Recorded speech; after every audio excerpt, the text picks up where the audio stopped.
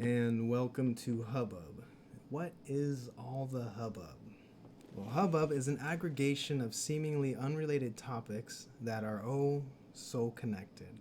Today we have a guest with us at House of Groff, and just to address something in the room, I noticed you're wearing purple lips. Why? First off, thank you for having me. So honored to be in the presence of the INTP guy. Um, the reason why I'm wearing purple lips is because today is May 12th. I wear purple lips every May 12th, at least for the last couple of years, because it is Fibromyalgia Awareness Day. Oh, I see. So that's May 12th. I see. May 12th. So, to the layperson, maybe they isn't aware of what it is, or maybe I've just seen on the internet. What is fibromyalgia? Fibromyalgia is, well, first off, it is a real illness. Well, for a long time, it wasn't There's a lot considered. of different feedback. Yeah, if you look at the history of fibromyalgia, it's taken a lot to be seen as or recognized as a real illness. It is a disorder of and excuse me for botching this word, but it's musculoskeletal. Sorry, that's I believe that's how you say it. Anyway, it's a nerve and muscle disease. It's an autoimmune disease. Oh wow! Or at the very least linked to autoimmune disease. It's a chronic pain disorder. There's a lot of symptoms. For example, brain fog, one that I experience pretty much every day. Wow. Right now, my fibromyalgia, or we could call it fibro to make it easier, my fibro is in remission. So I don't quite have the same experience symptoms with the same intensity as I have in the last couple of years, since my diagnosis. But you'll have anything from, like I said, brain fog to pain that can vary from just a quiet little throbbing pain to like a violent kind of pain that feels like, for me, it was the same as if as when you burned yourself while cooking at the stove. That kind of throbbing, aching. Yeah, pain, kind of right? just like a really like burning, fiery pain where it felt just like that. Ouch. Really terrible. And so that is kind of like on the daily. On the daily. Wow. Exactly. And it really changes. The pain will, like I said, it varies. And I guess I could get into that a little bit more afterwards. But yeah, you'll have depression symptoms, IBS symptoms, multiple chemical sensitivities where you can't use any, like bleach or Clorox or anything like that. No ammonia. There's just such a huge list of like migraines. For a long time, I had RS migraines and ocular migraines that were all linked to the fibromyalgia. Yeah, it sounds extremely debilitating. It is. Do you find that in it your maybe pain response or tolerance for pain was lowered in a way? Absolutely. Absolutely. I would go through a day, for example, where fibromyalgia is the pain can be triggered generally. Okay. So if you're experiencing like a high amount of stress, your pain can skyrocket. Yeah. Generally, the doctor will say, "Oh, what is your pain on a scale of 1 to 10?" And that's so arbitrary. But well, that's the hard part about it. It's like what is like. I mean, if you say 7, of course you're gonna say maybe that's something bad, but you don't want to say 10 because you're like, is this the worst pain I've ever felt? Exactly. They say, "Oh, 1 is just a little bit of pain and like a mild annoyance. 10 is like I've been run over by a truck or something. But it's got to be hard to gauge, though, if it's on the daily. It's something that maybe that you don't get used to. But I mean, I know that after a while, if you get hurt or something, you can kind of maybe dull out that pain. But if you have it every day, what is a 10 for you? Well, a 10 for me. Well, I guess I should establish what the lesser pains are. Every day I would have my personal, that's what I would call it, my personal 5, which was the ability to sit up and still feel pain. I would still feel pain. I would not be able to like make a fist or lift anything heavy. I couldn't open up a water bottle. A lot of the times I couldn't even like bathe. That was a 5. That's what I had generally. A 10 for me would be when I would have a pain attack, which probably usually would be right after, triggered by some stress, or I had eaten something that my body didn't respond well to. That goes in with the autoimmune disorder. And I would be in tears. I literally wouldn't be able to move my body. I would feel both a lead weight and as if it would feel as if, it was a lead weight that was set on fire. Like it's just everything. Man. Like it was, you can't even think when your pain is that bad. Yeah. Like, I would, definitely feel dizzy. There were times when family members would come and try to talk to me and ask me something while I was in that much pain, and I couldn't understand them. Like I literally wasn't able to focus. Well, it seems that the amount of effort it takes to even register that at a mind level, it must be exhausting just trying to being able to process that much information all the time. Absolutely. Wow. Yeah, no, that was not a very good time of my life. I was, I guess you could say with fibromyalgia, as I mentioned before, the pain can be triggered, and not only can it be triggered, but when it is triggered, those are called flare-ups. Okay. And a flare-up can last anything from an hour, a few hours, to a couple years. Right. Yeah, wow. It'll just vary in the intensity of the pain. And for me, I was in flare for about 2 years, and that's after I was formally diagnosed. Okay. So touching on that, so you haven't always had this, and this is something that eventually was diagnosed. Can you speak, I mean, not too much detail if you don't want, but like kind of the events leading up, because you said it's a muscular, skeletal type of symptoms, that there's autoimmune issues, and there's pain response, and it seems that there's a wide range of other symptoms. But how did this, during the time that it was diagnosed, like what was the change in your life that you saw because of this? How did it affect that? That's a really good question.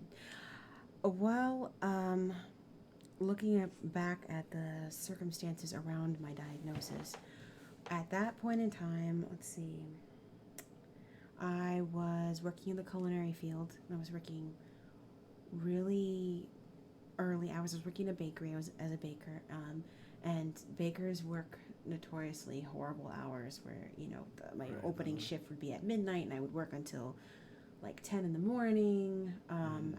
Sometimes I would start at 3, those were some really intense hours. And it threw off my circadian rhythm. So my sleep was completely off, and I would go home and I would be sleeping all day, and in the evening, I would be up.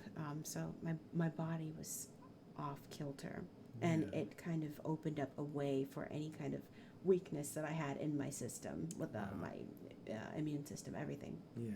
Well, it's hard because like I know someone who had worked the graveyard shift for years, and he, to this day, even though with a normal job, he is up all night.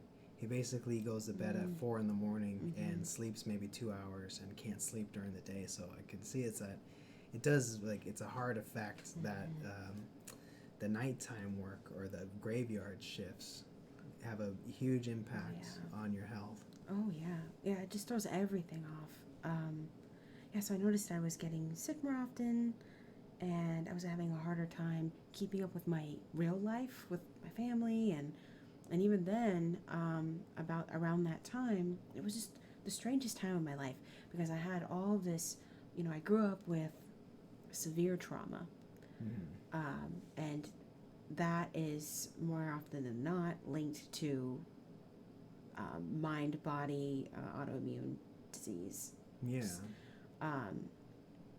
And I'll speak to that in just a second. But yeah, around that time, it was just a really tough time. I needed to be in therapy.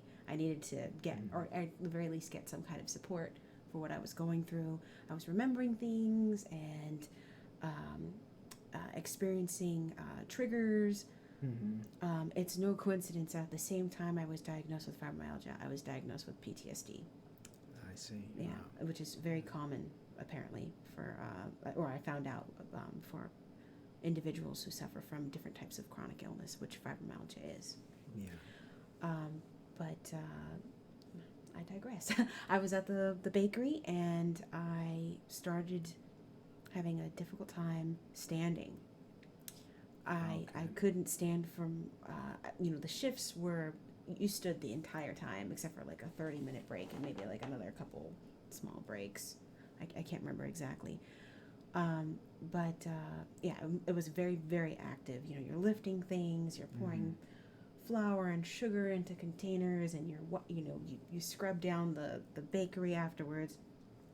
Well, I had a difficult time standing. I started feeling pain in the exact same places that I would feel pain for the next couple of years when I had to stop working at the bakery. Yeah. Those were my fingers up to my wrists. Actually, it was all the way up my arms, across my shoulders, up and down the upper part of my spine, especially the base of my spine. Yeah. That I had those symptoms paired with severe light sensitivity and migraines. So I would start a shift at 2 a.m. and I'd have to head to work with shades on. Oh, wow. And I had to wear them all day because if I took them off, I would have such a severe migraine that I couldn't work. Wow. So to kind of follow on that, is it safe to say that it was a progression of symptoms that kind of got worse or maybe kind of set in place? Because you said it kind of from like where your hands to the base of your spine to the parts around on your neck and things like that. It seems like you were able to kind of push through in the beginning, but did these start to be, it would get, exacerbate the symptoms? They definitely started progressing. Towards the end of my time at the bakery, I was only there for 3.5 months. It was the last month and a half that I was there that I really started experiencing symptoms, where it got to a point where I would hold a sheet pan and my hand would jerk like down my wrist, like it would completely lose strength and control. It was as if the joint was made of jelly. Oh, wow. I just couldn't I couldn't hold on to anything without feeling pain. It would be a sharp pain up my arm, and it got worse and worse, and I had to give my notice because I was also getting really terrible brain fog. I couldn't focus. Things that I had been able to do at the very beginning seamlessly, easily, recipes, just remembering those. I would ask, towards the end of my time there, I would ask, is this how I'm supposed to do this? And they'd look at me like, lady, we taught you how to do this. This is, beginner stuff. But I couldn't remember. I literally couldn't remember. So it just got worse and worse where, like I said, I had to leave completely. Yeah. And that was really not so fun. It was very embarrassing for me because I went from having, full, what's the word? Brain fog in action. Clarity, full capacity. Exactly. My mind was at full function, or so I thought. But at least at that point in time, it got so severe, I just couldn't even, I couldn't read anymore. Like I could read the words, but either my eyes were in pain, or I couldn't focus, or I couldn't process what I was reading fast enough. Yeah. that I just all throughout my entire life, everything that I enjoyed, my passions are cooking and research and reading, and I couldn't chop vegetables anymore. I like, as I mentioned before, I couldn't open up a water bottle.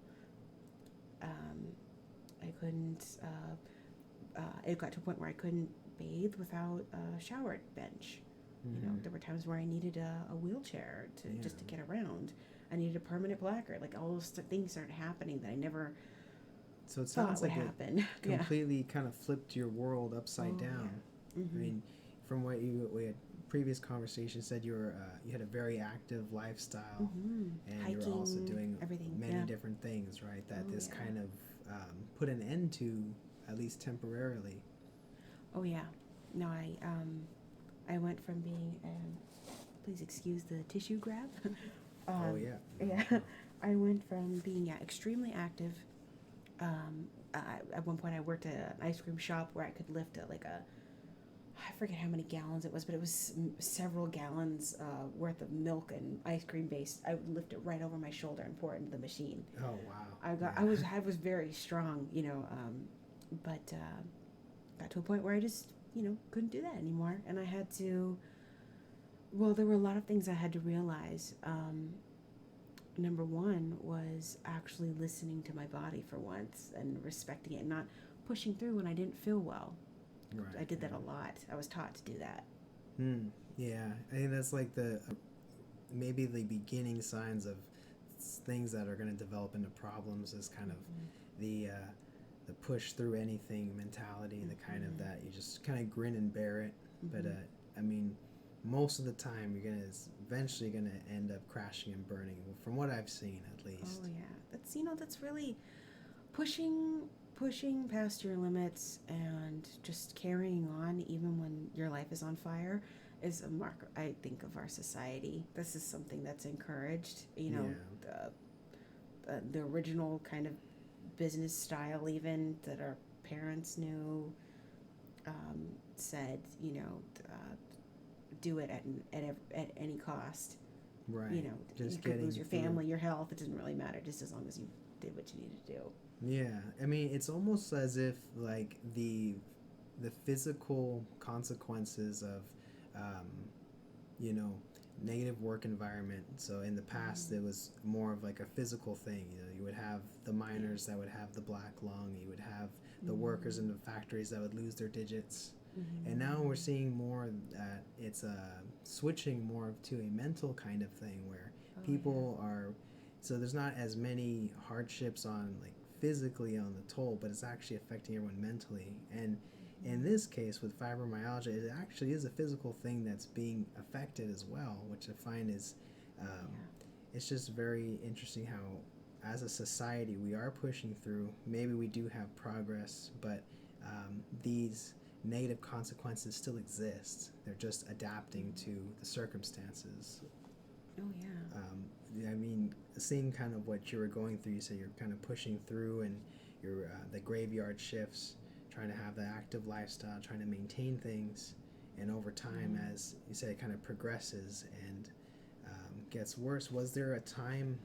Was it afterward that you left that you were diagnosed? I wasn't actually diagnosed until, let's see, I left the bakery at, I think it was August of 2016, and afterwards, after I left, I decided to go on a trip because I felt like my life was a mess and I needed to go and get my brains together. I tried to. I went to Ireland. Oh, wow. And I was there for like a month or two. Stayed with a lovely lady, an Airbnb. But anyway, I was just kind of in limbo, figuring out all these symptoms that were upon me. My energy was going up and down, and I just still didn't know. My physician, who was she was my primary care physician. She's a wonderful person, wonderful, just amazing, just really kind and understanding. She was really trying to work with me, but she really leveled with me too. She said, you have, she took the blood work right there in the office. She was just really, really kind. But they found in the blood work that I had some form of autoimmune disease that they needed to delve into further. Yeah. They said it could be lupus, it could be fibromyalgia. They were kind of thinking maybe that MS might, multiple sclerosis might be in the play. Yeah. And so they gave me some medication and said, at the very least, we can help you with your ORS migraines so that you don't have to wear sunglasses anymore. And they gave me some medication for that. So yeah, it took a little while. It wasn't until I think October or November of 2016 that I actually got the diagnosis. And then then they referred me to a wonderful psychiatrist, very, very kind man, who just had a really gentle demeanor, just made me feel very safe, which is not usual for me with men, given the trauma that I experienced. So I felt a level of trust there, and he referred me to the licensed psychologist that I ended up seeing for the next couple of years. In fact, I had my last session with her, I think, last month. But oh wow. Yeah. So it took a little while to get diagnosed. Wow. Yeah. I mean, it seems like a process going through. Like, I mean, at least being aware of the symptoms and then monitoring them as they progress, and then getting the work done, the tests done. And then so from the tests and seeing the psychiatrist and psychologist, physical therapy too. Yeah. And physical therapy. Was there a point where all these data points came together to say, this is fibromyalgia? Like, so I guess what I'm getting at is that maybe ones that are dealing with this or ones that are new, like what was that process for you? I see. Well, once my primary care physician, my PCP, took a look at the blood work, and once I spoke to the psychiatrist, they kind of work as they definitely work as a team. I really lucked out and had understanding doctors. Not every fibro patient has that. Not every chronically ill patient has that. There are a lot of really just jerk doctors out there who aren't willing to listen or work with you. But once I looked at my blood work and they heard my story, they said it was no surprise that I had fibromyalgia, given the trend of other patients over time that have experienced severe trauma and ended up with an autoimmune disease. And I actually want to talk about that just for a second, about autoimmune disease. Autoimmune disease, in part, is a mark of inflammation in the body. So when you experience trauma and trauma triggers, and they are constantly around you, it's relentless, you're constantly, all the time feeling those triggers, your body is in perpetual fight or flight response. So that means that everything is up, acidity, the hormones, everything. Your body, it's you can't be in fight or flight all the time. There's a reason why that's just fight or flight, just for when you're in danger. But if your body is registering danger all of the time, it takes a toll on your health in the just most severe way. Yeah, it seems like it. I mean, there's no way to actually either fight or run, right? It's like a constant, just trying to deal with that. Like, it's like a physical response, right? Exactly. And so, okay. So if you have enough of that going on, then you are more prone to develop these disorders like fibromyalgia. And that's definitely something I wanted to mention, because that played a huge part of what I was experiencing and what a lot of people experience. That's why the trauma and pain, chronic pain connection can't be ignored. The mind-body connection.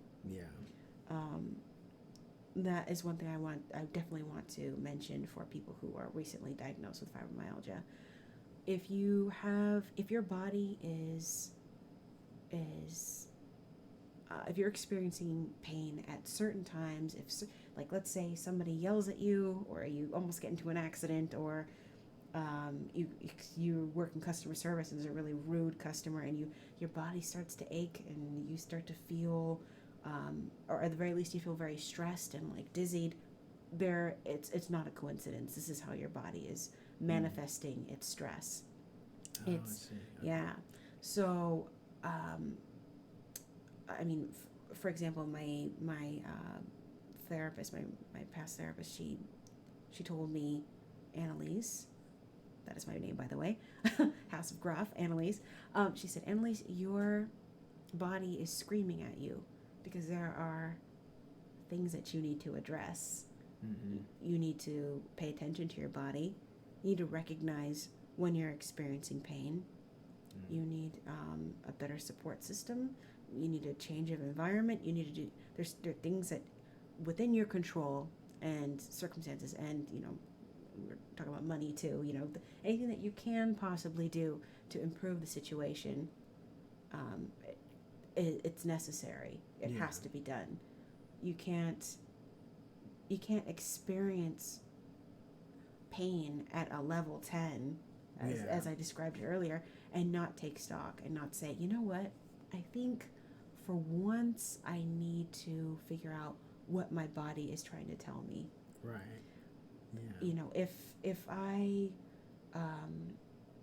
If I experience a triggering moment where something from my childhood comes up or something, and I feel pain shortly afterwards, okay, what is my body trying to say to me? Maybe I shouldn't look at that photo of dad or something, Yeah. like it's there are all these things that you have to pay attention to.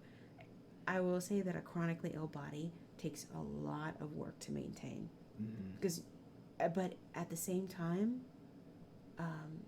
all of that work is worth it, because it isn't just work to keep yourself from pain. It ends up being work that helps you to become more in tune with your body and the rest of the world. Wow. Yeah. Well, it seems that it is. It's very helpful to have that mind-body awareness, to really see how things affect you. It almost seems like a similar model to the cognitive behavioral therapy type of model, where you're kind of as where it applies to like mental health, as far as like different ways you process information, how you react to them. It seems kind of like a similar vein, where you want to monitor what actually triggers the pain, the fog, the other symptoms that it's accompanied with. So it's because it seems like, I mean, because you have it still. You mentioned you're in remission, but are there moments that it comes back a little bit worse than in comparison to, like you said, that baseline 5? Like, Gotcha. is it that it's in remission? It's not like gone or anything, but it's more just it's kind of there. So if we could talk a little bit about that, like for ones that maybe that are approaching remission, how do you deal with that? It's like, is it the same or is it a little different? I gotcha. Well, I first want to make it clear, every body is unique and different. Everyone's circumstances are different. Everyone's ability, even while their bodies are not with fibro are not in remission, everyone is going to experience a different threshold, different set of symptoms, different personal spectrum of pain and fatigue and all of that. So just want to establish that. In my case, I removed myself from the triggers that were causing the severe pain and the litany of other symptoms. I physically moved myself from that location where I was experiencing all those triggers. Like, I moved cities. That's not possible for everyone, and that is not always going to be what helps another person. For the most part, my pain is more or less non-existent. On an average day, I might have my personal one, where I have a little bit of an ache. I've had days where I've felt nothing. Right now, while we're speaking, I have probably a level 3 amount of pain, where I'm able to sit up and talk and gesture, and for the most part, I have my bearings. But it's also the end of a long day. So I have a little bit more fatigue, and that my body is also, to me, my body's communicating with me, telling me it's going to be time to, rest and get grounded soon. Yeah. And by grounded, I mean just kind of pay attention to myself and do some breathing and just kind of work through the pain using tools that I've learned. Yeah. And I guess I could talk about that a little bit too. Yeah, that would be great. So there are a number of things that you can do to work with your pain plus all the other symptoms. And I actually wrote a little list. So just give me 1 second. Oh, that's perfect. Oh yeah. One important thing to do is to pair your PCP, your primary care physician, with a pain psychologist. I saw a pain psychologist a few times. Okay. Yeah. And if because they give you tips on managing your pain and developing good sleep hygiene. No electronics and like an hour before sleep, and a bunch of other really great suggestions. Like that is their specialty. Wow. Chronic pain specifically, or just any kind of pain, which is an excellent approach to to handling whatever you're going through. And if talk therapy doesn't work for you, if groups do, in my case, I took free chronic pain education classes with my that were under my insurance, and also some of them weren't under my insurance. That, like I said, were free. Oh, that's nice. Yeah, and they were led by the same pain psychologist. And awesome. Yeah. So you kind of have building like a community. Exactly. Okay. So yeah, and if groups don't work for you, the pain psychologists, they also suggest sometimes these workbooks that are a little bit like CBT or even DBT therapy. One, for example, I can't remember the author's name, but it was called Unlearn Your Pain.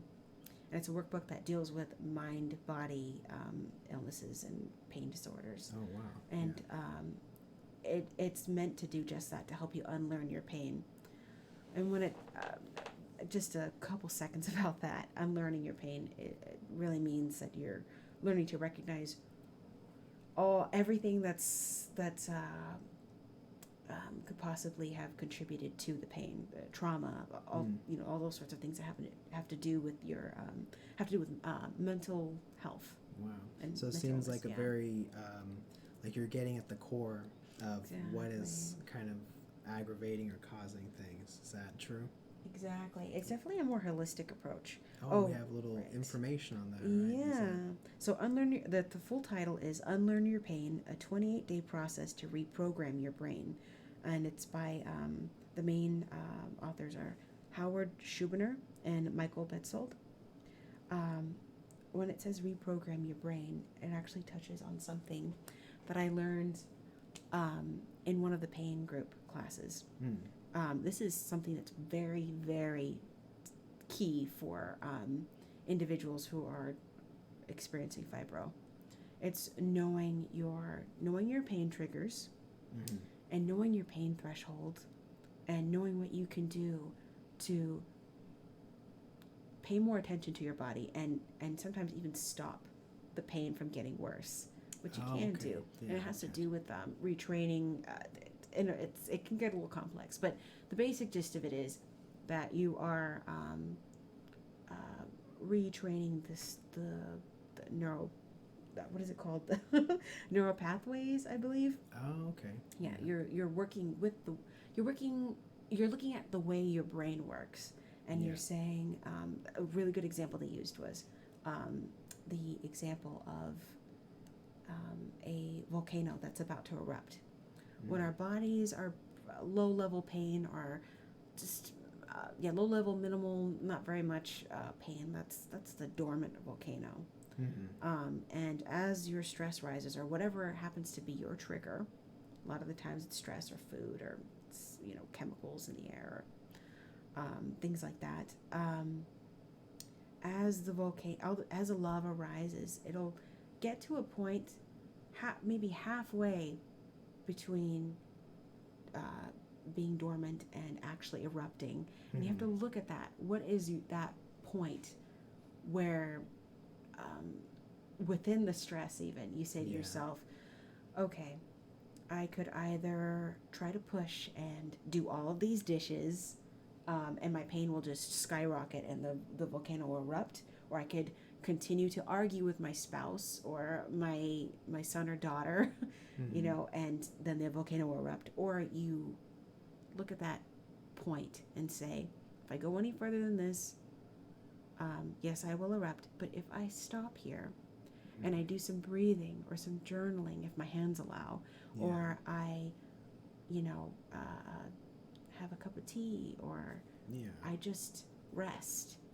Well, it's like honoring your body or the moment, right? Having like that respect that you address your needs, basically, right? Exactly, addressing your needs. That is the key, and that's telling your body, I respect you, and I'm going to listen to you, and I'm not going to put you past what you can bear. Yeah. Because you want to be able to recognize those things in your body, and that's really the key with those kinds of classes or workbooks or talk therapy. It's to help you recognize all of those things. Finding a pain support group is good too. There are a lot of those. A lot of the times I'll look on Psychology Today. Their website has a really great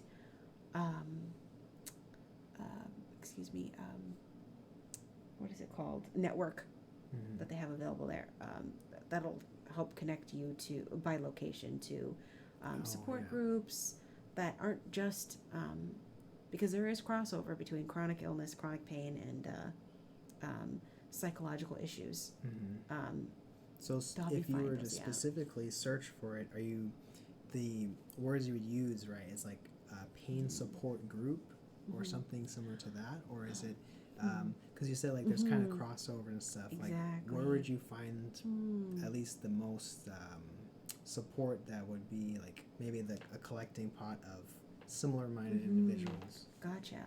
Well, there are a couple of approaches. Through Psychology Today, you can look up, a lot of times it'll have to do with trauma. What is it called? Sorry, the phrase is escaping me.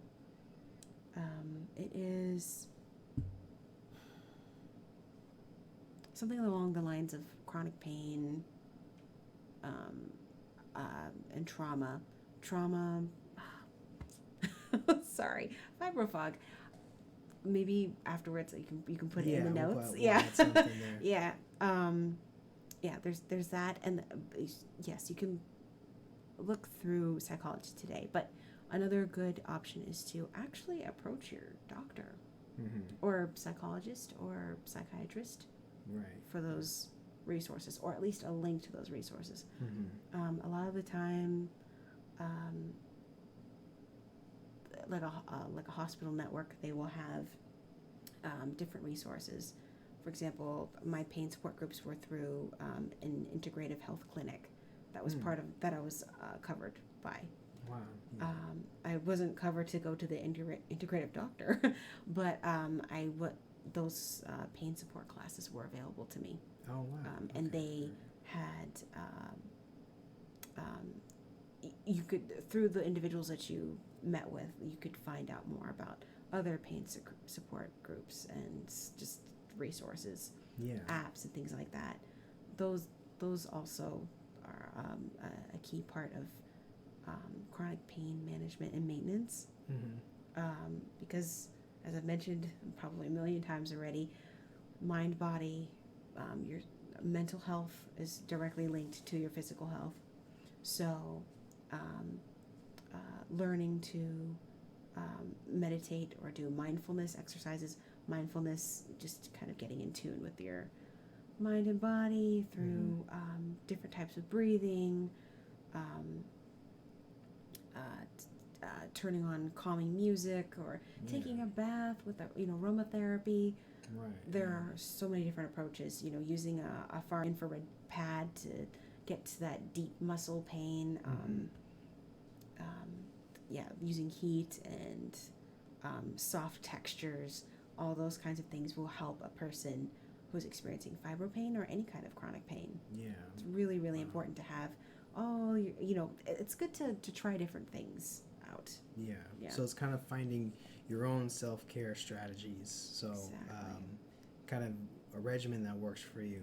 Do you so I guess like if you do experience triggers or you feel the onset of like where that volcano's about to tip, you have your own steps in place how to de-escalate those symptoms, at least maybe momentarily. So and it's important to keep track of these things. It's important to keep track of your pain. There are lots of apps actually that are good for keeping track of your pain. There are a lot of good meditation apps, all those sorts of things.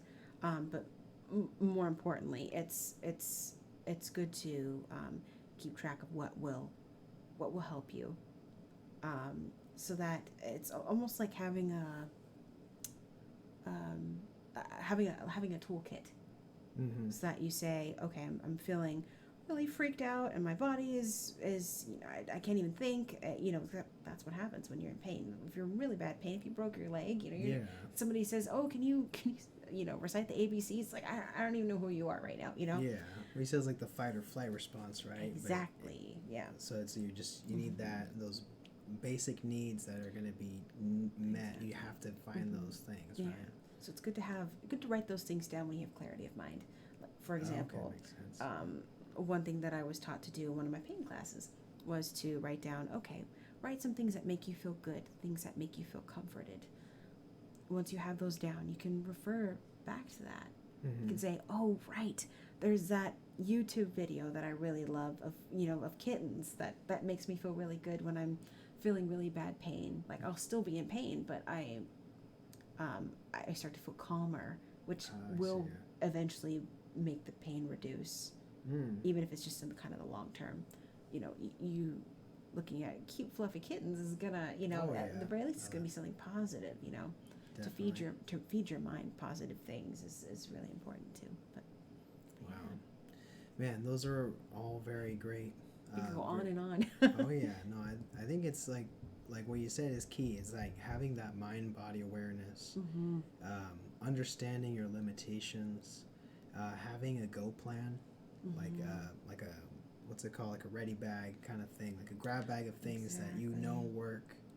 Monitoring that pain level and also advocating for yourself. It seems like at least there's a lot of aspects of this might not be common knowledge. That that there's a pain psychologist that specializes in pain, that there's support groups out there, that there's apps out there, there's resources out there that you can have. So I think it's I think you touched on it very well, but it seems like that self-advocacy is very important. That is really, really key. That is something that you learn very early when you are diagnosed with a chronic illness of any sort. You learn that there are going to be individuals who you thought would support you who don't support you at all. And you're going to find people, wonderful, amazing people who are experiencing the same disorder or something else that's similar, or just somewhere in that ballpark, who are going to be the best support you've ever had. Even all in places where you least expected it usually. And a big resource for me is Instagram. We're living in a very interesting age where if you have chronic illness, you're not stuck on your own dealing with whatever you're dealing with. Because a lot of the time, when you have chronic illness, chronic pain, you can't really leave your sphere of hopefully, comfort. You can't leave it because you physically can't. Yeah. And sometimes you mentally can't. But we're able to connect through social media with other people who are experiencing the same or similar problems, issues. Well, growing that support network, right? Exactly. So it's really, really important to take full advantage of that. Facebook groups, there were some really specific ones out there. A few others that I'm part of. I am part of a support group of fibro, people experiencing fibro, but also PTSD and narcissistic abuse survivors, sexual abuse survivors, people who want to focus just specifically on trauma triggers, or there's just so many. It's amazing. Yeah. And that has helped me to not feel alone. I've befriended people who have similar disorders that are all clean across the world, Yeah. but I were able to understand what each other is experiencing, at least to a certain extent. Wow. It's really good just to stay connected. Yeah. And like you mentioned, you do have to become your own advocate. You do have to fight for yourself. You're going to encounter physicians who really don't get the mind body. I mean, there's more awareness now, more mental health awareness, more chronic illness awareness, but you're still going to encounter those folks who just don't get it. And you have to be willing to educate individuals, and you also have to be willing to take what people say with a grain of salt, and say, well, they're being harsh right now, or they're not getting it, that is this such and such is triggering to me. Yeah. And this, I'm not just talking about physicians, even just physicians, family, anybody. Yeah. But well, it's okay to get a second opinion. Exactly. Right? Exactly. Yeah. You definitely have to be willing to educate yourself. There's kind of a joke in the chronically ill community that sometimes you will, if a doctor will try to school you sometimes on something that maybe had a 3-hour-long class on that you've experienced a lifetime of. Yeah. And that's right. there's a fine balance, because I mean, we still need doctors, and there's still some really awesome, amazing ones out there too. So it's just, like I said, a balance, It's very, very much a good balance. Well, I appreciate your time. Yeah, thanks for having me. Yeah, the information they have is very timeless, and hopefully it can reach others that are experiencing something similar or know someone that's experiencing it themselves. We have the studio cat with us right now too, so we appreciate you coming over and taking this time. And once again, it was May 12th, Fibromyalgia Awareness Day. So purple is the color. Yeah, and so are butterflies. Oh yeah. Yeah, because the slightest touch can sometimes be as very painful, even the slightest touch of a butterfly. That's kind of the concept there. I see. Very nice. Well, yes, thank you very much again. And it's at House of Groff. House of Groff on Instagram. Okay. Talk a lot about mental health and chronic illness topics. Always trying to create awareness. But thanks for having me. All right, this is INTP Guy signing off. I'll leave all you lovely people in silence.